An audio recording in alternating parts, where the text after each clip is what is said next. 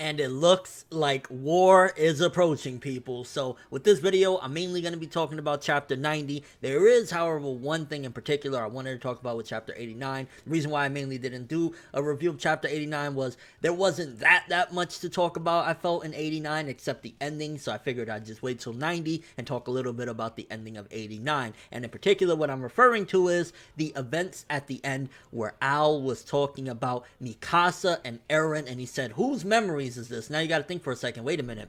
These events that are taking place with Al in this flashback is years before these people were even born. So how could he have possibly known of these names if this was taking place way before they were even born? Now I'm curious if there's a possibility that some memories lie from within the future. Like, there's so much technology in the Attack on Titan world that is kind of outlandish, and it's like, whoa, you know, I mean, there's freaking Titans, for crying out loud, man-eating monsters. So it's safe to say that there is a possibility that somebody knows of the future or future events, because how else would he have known of these memories, of these names? So you got to think, wait a minute, could it possibly have been that somehow Grisha intervened and he happened to give these people these names because he figured, okay, this person is going to be like, where could this have come about? Again, it could be that Grisha just having known of these names because this guy blurted them out. Maybe these were people from the past and he just happened to speak to the parents of these people and give them the names. Or it could very well have been that somebody, the memories of this person or whatever, happened to be passed down and this is actually from the future. So that's really interesting to note, that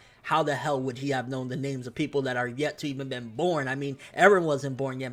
Like, there's some interesting things to note regarding that. And how would, you know, Al even have known that Grisha would know of them, or that Grisha's son would have connections? So there's definitely something there of somebody's memories from the future that somehow Al obtained. Now with chapter 90, it seems as though this was a very good setup chapter. A very good setup chapter for a war that is about to begin. A lot of the chapter was mainly just, you know, them trying to decide, are we going to tell the people, are we going to keep lying? And I think it was very progressive on the characters' parts to say, yo, are we going to keep on making the same mistakes from history and lying and not telling the people the truth? Or let's just put the information out there, and if people believe, they believe, and if they don't, they don't. I think the people that don't believe, I mean, if there's man-eating fucking monsters, why are you going to be in disbelief when they already overthrew the monarchy to begin with, and there's a new king and stuff like, well, you know, a new ruler, shall I say? Why would you not believe it? So I guess there is some doubts, because at the end of the day, there's been so many crazy things that people are going to have doubts. But overall, at the very least, it was a good move in development as well, that they're not making the same mistakes of history and lying and, you know, withholding information. So if shit goes down, at the very least, the people can be prepared. I don't know how well prepared can you be as a normal human being in the Attack on Titan world, because if man-eating monsters come in, there's really fuck all you can do other than try and hide in basements or some crazy shit, right? So that was kind of good, though, on the sense of like, yeah, we're moving forward. People aren't going to be in the dark anymore in this world, because we started off this manga, this series, with no information. We just knew, hey, there's Titans, hey, we know about the nape of the neck, and that's about it. Now even the normal people, the commoners, know, oh shit, these Titans are actually people. They were actually real people, and now they're just kind of like in these monster forms. So good progression on that regard. But the best thing about the chapter is definitely seeing Armin and, to a certain degree, Eren's dreams come true, with them being by the ocean and the water coming in and everything, and them actually getting to witness something like this. Is something that was in the beginning of the manga they talked about. Like, they were like, oh yeah, we finally want to get and see the ocean someday. So in a sense, one of the major goals, and it feels as though Attack on Titan is going to end within the next couple years. I mean, if they already achieved that goal, the only thing left really is this big war against the main threat that we have, that other side that don't like the Elodian people. So there's not much more, I'm assuming, to this manga other than this giant war that's about to go down, which I'm very excited. But I'm also curious, where are the Ape Titan and those, you know, group of people? Did they go back to the other land and then they're going to come back with some big ass army and fight on our turf? Or are we going to go over there and try and surprise them? Kind of curious what's going to happen. It would be fucking sick if we go over there and we have a big ass war, and unbeknownst to us, everybody within Wall Maria and all the walls in general are all slaughtered, and we come back to just nobody left, because essentially it will be a Pyrrhic victory, right? It's like we went and we conquered, but everybody except for like a core team gets slaughtered. Then it's like, well, did we really win? So that would be interesting to know. I also like the disbelief and the kind of argument that the people are having regarding saving Armin over Erwin. I think obviously people are going to be like, yo, what the fuck? We have the captain commander. You did this shit on a friendship level. So it was good that people were actually challenging that and not just being like, yeah, all right, because it would kind of feel too shonen like, yeah, you saved a little kid over it. Like, you know, it makes a little bit more sense in that regard for people to say,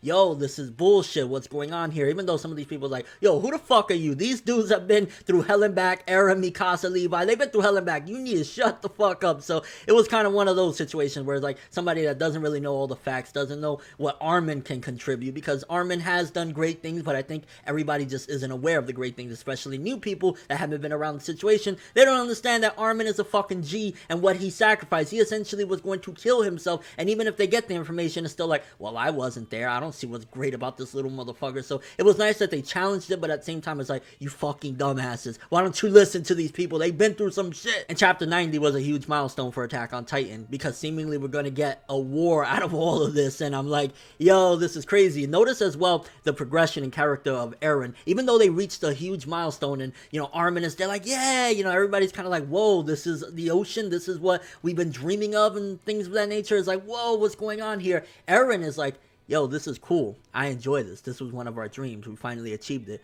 but there's still more to it. There's still a war we have to fight. So I think that's a part of the old Eren in a way, where he just wants to continue on getting rid of the Titans and the problems, but also that's him looking forward as well, and not just being satisfied with, well, hey, there's ocean, because immediately that could be taken away if they come and attack again and we don't have our forces ready. So I'm glad that Eren has his mind a little bit more matured and cleared to realize, as cool as this is, as great as it is, that we have a huge accomplishment, that not only are we out of Wall Maria, you know, we cleared that up, but also we can go to the ocean. That's great, but we have a big war coming, so it's going to be interesting to see how they tackle it. I mean, the forces we have right now, we have quite a onslaught, because Levi alone is a fucking monster, but then also we have Eren, which he's the attacker Titan, right? The Attack on Titan, right? Whatever you want to call him. So we have that. Then, of course, we have Mikasa. Awesome. And then we even have the Colossal Titan, which I'm sure at this point, Armin is going to have to train it. I don't know how that would even be possible, because he can't really be around people unless he masters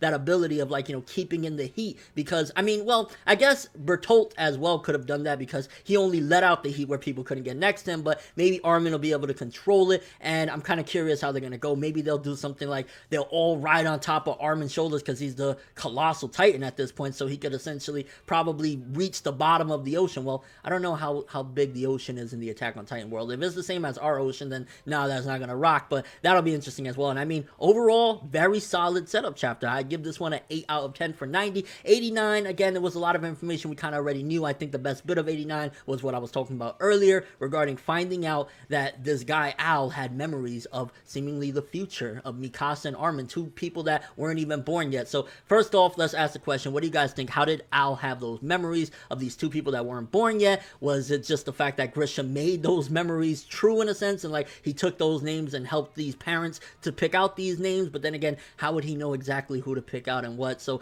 where do you think those memories came from? Was it somebody from the future? Could that very well mean that if somebody has memories of the future, that all of this shit already happened in a sense, and you know, this is gonna kind of change the tides? Maybe this already all happened. Maybe we already had this big war and somebody sent these memories back in time in order to kind of change something, make a difference, and we're actually living out right now what could potentially be the change in the future of the Attack on Titan world. Also, what do you think about this war coming? Are you hype about it? I mean, it's gonna be crazy, because this is seemingly the finale. I mean, think about it. We did hit a huge landmark in Attack on Titan right now. We reached the ocean. There's really only the big war coming up. Also, where do you think the Ape Titan and the rest of, you know, the Armor Titan and those people are at? Do you think they went back to their homeland? Because essentially, if the Ape Titan is that same little kid, which seemingly he is, then he's cool with the other people over there, because he was a secret assassin, I guess, or, you know, he was a part of their regime. So he probably took them back to the homeland, and then he's going to come back and strike. Do you think that we're going to strike first, or they're going to come after us first? I mean,